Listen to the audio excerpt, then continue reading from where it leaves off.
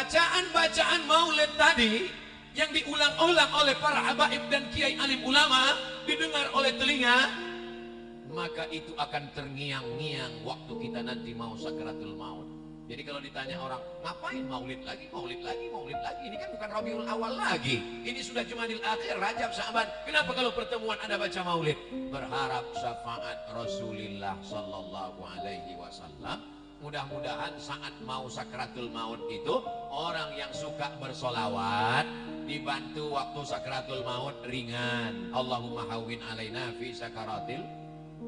Ketika rohnya keluar, lalu kemudian pertanyaan mungkar nakirnya dapat solawat dimudahkan. Man rabbuka, man nabiyuka, ma imamuka, ma qiblatuka, man ikhwanuka. Kemudian nanti ketika dibangkitkan di padang mahsyar, idza sama'um fatarat wa idzal kawakibun tasarat wa idzal bi'aru fujirat wa idzal quburu bu'sirat. Ketika dibangkitkan di kubur dimudahkan. Ketika ditimbang amalnya, fa amma man saqulat mawazinu, siapa yang berat timbangannya, fa huwa fi 'ishatir radiyah, maka dialah hidupnya diridhai Allah. Tapi jangan gara-gara ayat ini ibu nggak diet lagi. Kenapa? Kan yang berat timbangannya hidupnya diridhai Allah Pak Ustaz. Timbangan amal maksudnya, bukan timbangan badan. Orang yang bersolawat maka dimudahkan nanti ketika hisab, wal afwa indal hisab. Orang yang banyak bersolawat dimudahkan ketika meniti titian ihdinas siratal mustaqim. Orang yang banyak bersolawat maka dia paling dekat nanti di surga Jannatul Firdaus. Aqrabu majlisan, dekat majlisnya. Jadi kalau ditanya, kenapa maulid? Majlis maulid itu sesungguhnya adalah majlis sholat, sodako. Mentang-mentang tadi keluar uang masuk kota, betul sodako, tapi utamanya adalah majlis solawat. Salatullah, salamullah ala toha rasulillah. Salatullah, salamullah ala yasin habibillah.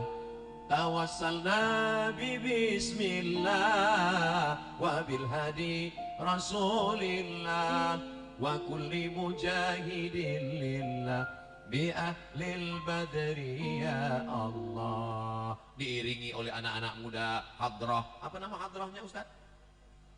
Akhlakul Mustafa, akhlaknya Rasulullah. Sudah acara maulid keliling, ngajinya dengan habaib dan ulama, tapi acara nikahnya masih pakai keyboard tunggal, artisnya pakai rok pendek. Pulangnya tak perlu lagi diceritakan, sakit hati ibu nanti.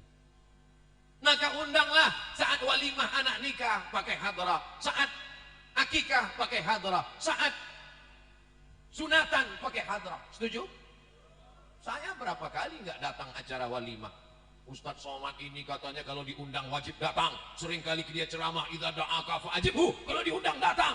Ustadz sudah kami undang, undangannya diantar ke rumah. Yang lain pakai WA. Ustadz dikirim undangannya langsung datang ke rumah. Kenapa Ustadz nggak datang? Aku datang.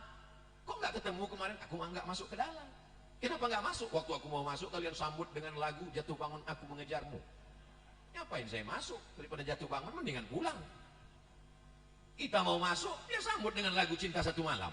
Itu kan kumpul kebo. Mohon maaf, ada anak-anak. Dia sambut dengan lagu Selimut Tetangga. Ngapain dibahas? Ini perbuatan maksiat. Selingkuh itu indah. Nauzubillah. Lagu-lagu itu menginspirasi, mengajak orang berselawat kepada Nabi. Iramanya indah-indah, dilakukan oleh anak muda.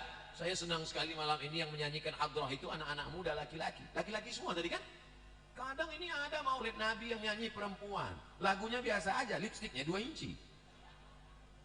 Perempuan itu suaranya bagus baca Quran, suaranya bagus sholawatan. Tapi kalau dilihat laki-laki yang tidak mahram, suami orang melihat istri orang. Banyak perempuan pakai jilbab bagus, pakai baju bagus, wajahnya glowing di depan suami orang. Di depan istrinya sendiri seperti mak lampir, nyiblorong sundel bolong, suster ngesot. Tuh, hafal semua nih Pak Ustaz. Jamaah yang dimuliakan Allah. Tapi malam ini Masya Allah Tabarakallah, majelis salawat kita insya Allah diridhai Allah, disenangi Rasulullah. Kenapa? Karena tidak campur antara laki-laki dan perempuan. Tuh kok ada perempuan, mereka terjebak di tengah laki-laki.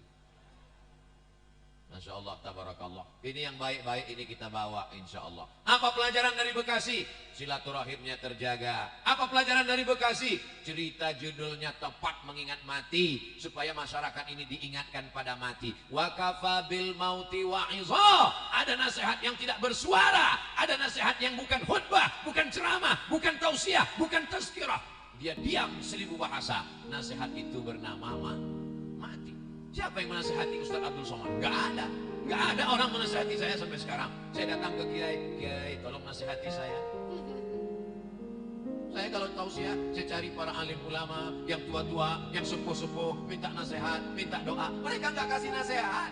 Mereka katakan, ya Ustaz sudah tahu lah, sama-sama saja kita berdoa kepada Allah. Nasihat yang paling dalam, yang masuk ke dalam otak dan hati saya adalah ketika melihat orang mati terbujur kaku, yang selama ini dihormati, dibanggakan, dimuliakan, disanjung tinggi. Kalau datang disambut dengan baleho dan karpet warna merah, tapi lalu kemudian ketika mati menghadap Allah terbujur di ruang tamu dan tidak sampai 24 jam dibawa keluar. Rumahnya rumah dia, yang membangunnya dia, yang beli tanahnya dia, yang cari arsiteknya dia, yang mengumpulkan uangnya dia.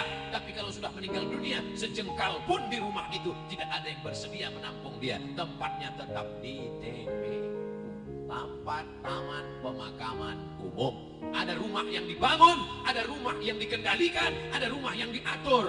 Sekian tahun nabung untuk buat rumah. Rumahmu berapa harganya? 3M. Wow, hebat sekali 3M, 3 kali pinjam.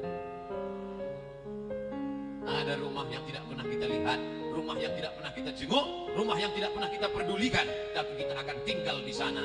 Lebih lama di rumah kita atau di taman pemakaman umum? Saya tanya sekali lagi, lebih lama tinggal di rumah yang kita bangun atau lebih lama di kuburan? Lebih lama di kuburan. Di rumah kita paling kita tempati. Ada orang menempati rumahnya sampai 100 tahun? Nggak ada. Paling kita tempati rumah kita itu paling lama 50 tahun. Itu pun kalau umur kita 75 tahun. Umur 25 bangun rumah atau mewarisi rumah bapaknya. Kita cerita bukan rumah bapak kita, bukan rumah kakek kita. Rumah kita tempati cuma 50 tahun. Setelah itu kita masuk liang lahat yang meninggal tahun 1945 saat ditembak oleh Belanda. Sampai sekarang berarti dia sudah dikubur berapa tahun? Maka sampai masanya nanti hari kiamat, ada yang di liang lahat sampai 100 tahun, ada yang sampai 1000 tahun lamanya. Apa yang sudah kau persiapkan amal jariah? Yatsba'ul mayyita salatun, yang mengiringi mayat sampai ke liang lahat ada 3. Ahluhu, istrinya ikut mengiring, anaknya datang, jamaah semua datang, tapi cuma sampai ke pintu liang lahat. Setelah itu mereka masukkan ke dalam. Setelah itu mereka kemudian naik ke atas. Mereka ambil pacul, cangkul dan skop. Mereka katakan mari kita timbun, kita injak biar padat. Setelah itu ditancapkan kayu nisan. Setelah itu mereka pun berdoa. Setelah itu mereka pun pulang ke rumah. Anaknya nangis pada hari yang pertama. Hari kedua dia mulai tersenyum. Kirim rek spasi lucu, kirim ke 9090. Tapi kalau anakmu soleh, dia akan bangun di tengah malam. Rabbi firli wali walidayya warhamhuma kama rabbayani shaghira. Gimana anak ibu? Ingat dengan suami ibu? Ingat dengan ayahnya? Alhamdulillah Pak Ustaz. Malam-malam saya bangun jam 2, saya dengar di samping kamar ada baca Yasin. Yasin wal Qur'anil Hakim innaka laminal mursalin ala siratim mustaqim tanzilal azizir rahim. Lalu saya pun bangun Pak Ustaz, senangnya hati saya, anak saya baca Quran untuk ayahnya. Begitu saya buka pintu kamar, ternyata TV belum mati Pak Ustaz. Mudah-mudahan anak kita termasuk yang tetap kirim Yasin untuk kita tiap malam. Kita pesankan ke mereka supaya tahajud berzikir berdoa. Ya Allah, sampaikanlah pahala tahlilku. La ilaha illallah tahlil, subhanallah tasbih, tahmid alhamdulillah takbir Allahu akbar salawat. Lalu kemudian dia bawa anak istrinya baca Quran. Wa idza khatimul qur'ana, kalau dikhatamkan mereka Quran 30 juz, wa huwa hasanun, sepaling bagusnya sekhatam Al-Quran 30 juz. Kalau tidak sanggup khatam Quran, likulli syai'in qalbun, segala sesuatu punya hati. Wa qalbul Quran, hatinya Al-Quran adalah Yasin. Dan kalau tidak sanggup baca Yasin, Ummul Quran Al-Fatihah, level paling tinggi sekhatam. Tak sanggup sekhatam Yasin, tak sanggup Yasin, Ummul Quran. Itulah tadi yang Pak Bupati mengajak kita, mari kita bacakan suratul Fatihah. Fatihah pun tidak mau. Innalillahi wa inna ilaihi raji'un. Apa yang kau balaskan untuk ayahmu? Berapa kali dia tidak jadi ganti baju hari raya demi uang sekolahmu? Sekolahmu memang online, tapi bayarannya offline. Berapa kali ibumu tidak jadi hari raya buat kue demi untuk sekolahmu, demi untuk air susumu, demi untuk makan minummu? Meregang nyawa dia melahirkan. Andai kau gendong dia dari Bekasi ke kota Makkah, tawaf 7 putaran, sa'i Safa dan Marwah, wukuf di padang Arafah, melontar jumrah, belum tentu dapat menembus sekali teriakannya saat melahirkan. Betul ibu? Ternyata ibu tidak ada yang teriak untuk melahirkan. Kenapa? Dia pingsan di operasi. Lahir. Ustaz, walaupun operasi sesar itu sakit loh Ustaz. Ustaz kan gak pernah merasakannya, karena rasaku bukan rasamu Ustaz. Kita tidak pernah tahu bagaimana perasaan mereka perempuan. Ketika hormonnya berlebih di awal kehamilan, dia muntah-muntah. Respon hidungnya sangat tajam. Suami yang dulu kata dia buah hati belayan jiwa cintaku, setengah napasku pergi, baunya minta ampun. Lalu kemudian yang awalnya rahim itu kecil, lalu mulai membesar, sebulan, 2 bulan, 3 bulan. Akhirnya ususnya menjadi kecil, makannya susah, nafasnya terhalang. Lalu kemudian tulang belakangnya mulai melengkung. Lalu ketika melahirkan anak, seperti patah-patah tulang rusuknya. Itulah ayat yang disebut dalam Al-Quran, wahnan ala wahnin, lemah di atas lemah. Tak ada yang bisa membalas kelemahan-kelemahan itu, dan tidak ada yang sanggup membahasnya. Kalau saya bahas bagaimana lemahnya perempuan saat mengandung, perempuan itu mengandung lemah di atas lemah. Kata ibu-ibu, alah Ustaz kayak pernah aja. Maka kita balaskan. Yang ibunya masih hidup, mudah-mudahan masih sempat berbakti kepada orang tua. Yang ibu bapaknya sudah meninggal dunia, nasihat kematian, ziarah. Jangan nunggu mau Ramadan, jangan nunggu mau Idul Fitri, besok hari libur bawa anaknya ziarah. Ini sekarang banyak orang ziarah, bapaknya baju hitam, istrinya baju hitam, anaknya baju hitam, hitam-hitam semua, sampai di tempat pemakaman langsung foto. Habis itu update status man in black. Apa ini? Ini bukan ajaran Islam. Ajaran Islam adalah saat di tempat pemakaman baca doa, assalamualaikum ya ala diyar minal mu'minin wa inna insyaallah bikum lahiqun yarhamullahul mustaqdimin wal mustakhirin nas'alullah lana wa lakumul afiyah. Oh, bacaannya panjang Pak Ustaz. Ya, tapi kami bacaannya pendek. Apa bacaannya? Assalamualaikum ya ahlal kubur. Itu namanya doa minimalis.